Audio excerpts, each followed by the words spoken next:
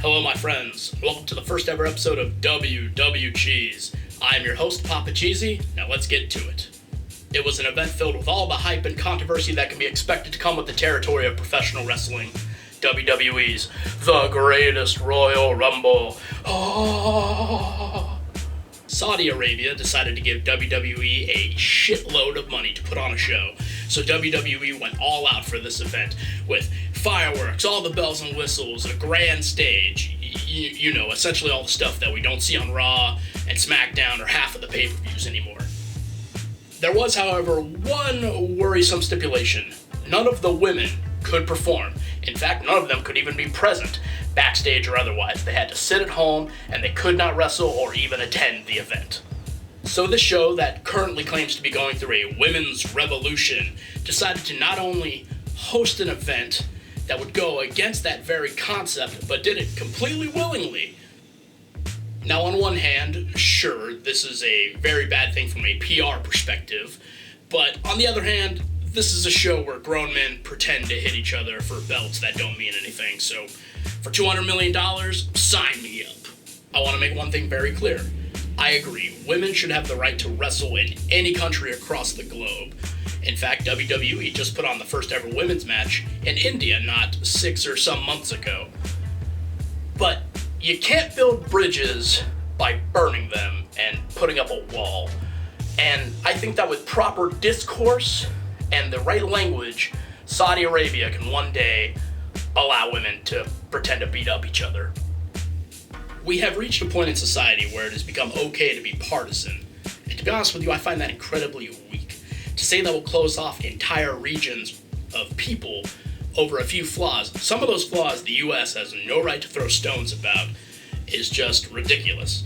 Sure, Saudi Arabia only recently in the past few years gave women the right to vote, but in the United States, we only gave women the right to vote 98 years ago, and we're not even 250 years old, which means the majority of the time that we have been a country, we've been in the wrong on that subject. Women only recently earned the right to drive in Saudi Arabia, and while that seems ridiculous, the fact is, in my own country, I can't go a week without hearing some hack comedian tell a joke about how women are bad at driving and shouldn't be trusted. To act snooty and self-righteous to a country because they are a few steps behind you is to completely miss the entire concept of wisdom and intelligence. You need to offer advice with love, and therefore you can build bridges and create friendships. If you offer advice with malice and discontent, all you do is further drive wedges and build walls, and that cannot happen, especially when Saudi Arabia appears to be going in the right direction, albeit a little slowly. To have principles is quite noble, but to avoid an olive branch, well, that's just stubborn. Now, in recent news, the Korean War has finally apparently come to an end. After 68 years of conflict, two countries are finally shaking hands instead of more chest puffing and dominance of strength. And the reason I bring this up is because, yes, we disagree with Saudi Arabia on a lot of things, but would you rather wait another 68 years for people to finally start talking and opening up doors? Just continue this nonsense where we don't like each other and screw them because we disagree on stuff. I'm sorry, but I'd much rather be friends. Conflict is very easy. Trust me, I'm guilty of it myself. Love is very rare, which is why when you have the potential for it, you shouldn't let it go. But on the other hand, it is quite easy for people like myself and others to point at the flaws of the United States and say that that means Saudi Arabia somehow isn't bad.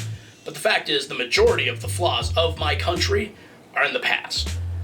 Saudi Arabia is still very much in the middle of a bunch of bullshit. Example, the LGBTQ community is completely outlawed and illegal in Saudi Arabia. It is illegal to be trans or homosexual, so much to the point that you can be tried and put to death. And that is so silly and sad, isn't it? Isn't it? Isn't it? I discussed earlier very briefly about the fact that women weren't even allowed to perform at this show, but a bit of an undertold story of this whole event is the fact that certain men couldn't even perform. Sami Zayn, most notably, was left off of the show entirely because he is of Syrian descent, because Saudi Arabia and Syria don't like each other. Therefore, Sami Zayn, purely because of something outside of his control, his bloodline, could not perform. That is fucking ridiculous. And just in case this show wasn't enough of a fucking train wreck, the Syrian prince himself, the guy who put up millions and millions and millions and millions and millions of dollars for this show, he was asked which wrestlers he would love to see at this event. Do you know who he named? The Ultimate Warrior and Yokozuna. And for those of you unfamiliar, both of those wrestlers are dead. Now that we've gotten politics and backstage nonsense out of the way, how was the actual show itself? It was alright. I see online that a lot of WWE fans are complaining about the fact that this Greatest Royal Rumble was a glorified house show. And yeah, I guess that's fair to say, but it seems a bit privileged and kind of petty. We as subscribers pay $9.99 a month, and usually with that we get one pay-per-view and all of the back content. We were given a completely free show, and to bitch about that seems very, I don't like it. Just be happy with what you fucking have, people. It's all we got. To transition to the end of this video, I'm going to break the fourth wall a little bit.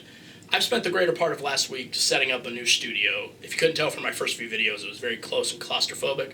I've now made a whole space to make this look a little bit more professional. And with that, admittedly, I'm recording this after watching WWE's Backlash 2018, which was a fucking god-awful show. And you're fucking crazy if you don't think the Greatest Royal Rumble was a much, much better pay-per-view than that. And so let's just go ahead and get right into it. The next video, Backlash 2018.